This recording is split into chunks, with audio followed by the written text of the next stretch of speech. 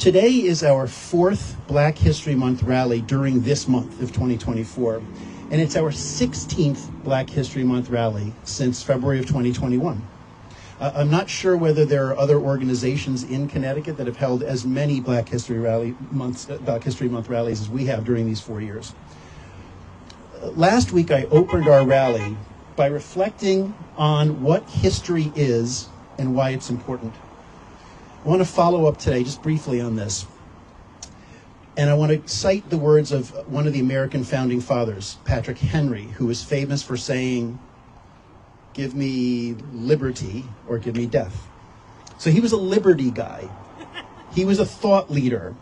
So maybe his views on slavery aren't particularly surprising. This is from a letter he wrote in 1773. Quote, "It is not a little surprising that Christianity, whose chief excellence consists in softening the human heart, in cherishing and improving its finer feelings, should encourage a practice so totally repugnant to the first impressions of right and wrong.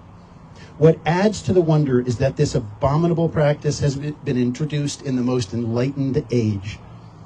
Times that seem to have pretensions to boast of high improvements in arts, sciences, and refined morality have brought into general use and guarded by many laws a species of violence and tyranny which our more rude and barbarous but more honest ancestors detested.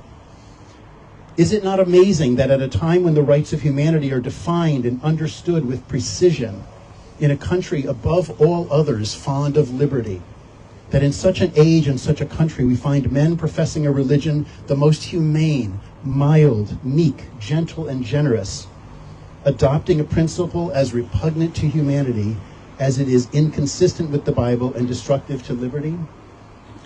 Every thinking, honest man rejects it in speculation. How few in practice from conscientious motives. The world in general has denied your people a share of its honors, but the wise will ascribe to you a just tribute of virtuous praise for the practice of a train of virtues, among which your disagreement to slavery will be principally ranked. I cannot outwish well to a people whose system imitate the example of him whose life was perfect, and believe me, I shall honor the Quakers, to whom he wrote the letter, for their noble efforts to abolish slavery. It is equally calculated to promote moral and political good." End quote. So it's an American founding father. But remember, Patrick Henry was not just an American. Well, wasn't he really American then? He was a Virginian. So watch where this letter goes next. "Would anyone believe that I am a master of slaves by my own purchase? I am drawn along by the general inconvenience of living without them. I will not, I cannot justify it, however culpable my conduct. I will so far pay my duty to virtue as to own the excellence and rectitude of her precepts, and to lament my want of conformity to them." In other words, I hate slavery, but I need the convenience. Often when we look back at those whom we admire, we are sometimes shocked at what we in retrospect consider their moral blind spots. And we shouldn't think that our present day is immune.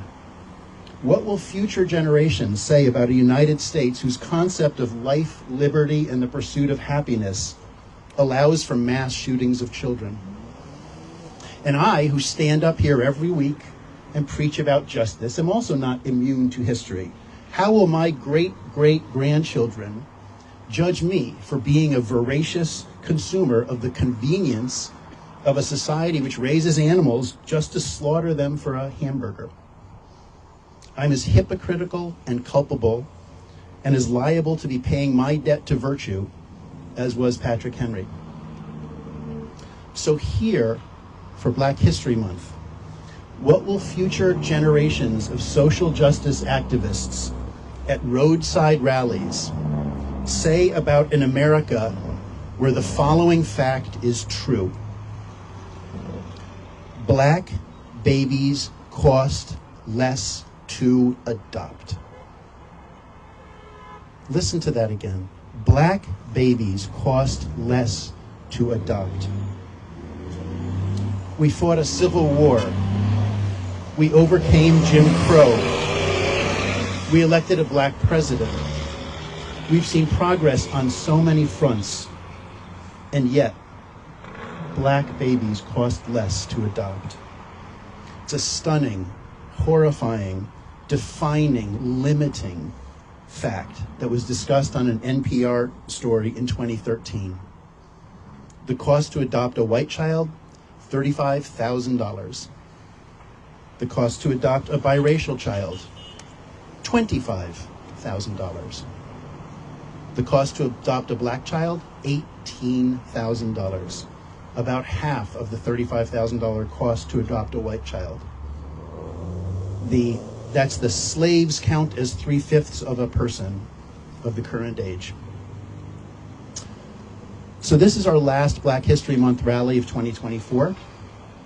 And despite the opposition from some people to a month set aside to honor and celebrate the achievements of so many, despite all of the barriers that still exist in hearts and minds, even if not in laws, we as allies will not stop thinking and feeling and singing along with our black brothers and sisters.